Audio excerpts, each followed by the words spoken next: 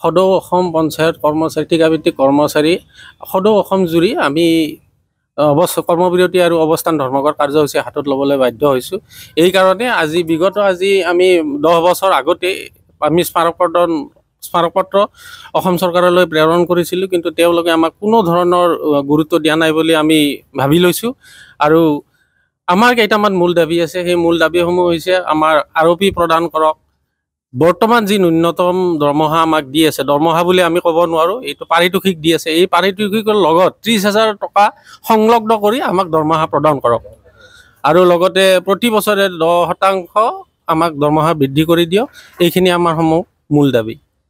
সেইকাৰণে আমি এই ধৰণৰ কৰ্মবিৰতি আৰু অৱস্থান ধৰ্মঘট ল'বলৈ বাধ্য হৈছোঁ। কাৰণ আমি 10 বছৰ আগৰ পৰাই যি সময়ত আমাৰ ৰকিবুল হুছেইন ডাঙৰীয়া আমাৰ পঞ্চায়ত মন্ত্ৰী আছিল, সেই সময়ৰ পৰা আমি স্মাৰকপত্ৰ প্ৰদান কৰি আছোঁ, কিন্তু চৰকাৰে আমাৰ প্ৰতি কোনো ধৰণৰ সদিচ্ছা গ্ৰহণ কৰা নাই। সেইকাৰণে আমি বাৰে বাৰে এই গণতান্ত্ৰিক আন্দোলন কৰিবলৈ বাধ্য হৈছোঁ। যদিহে চৰকাৰে এইবাৰো আমাক কোনো ধৰণৰ সদিচ্ছা প্ৰকাশ নকৰে, তেনেহ'লে আমি অহা 18-19 তাৰিখে আমি জিলা আয়ুক্ত কাৰ্যালয়ত, তাৰপিছত আমি হয়তো দিছপুৰত এনেধৰণৰ কাৰ্যসূচী ল'বলৈ বাধ্য হ'ম।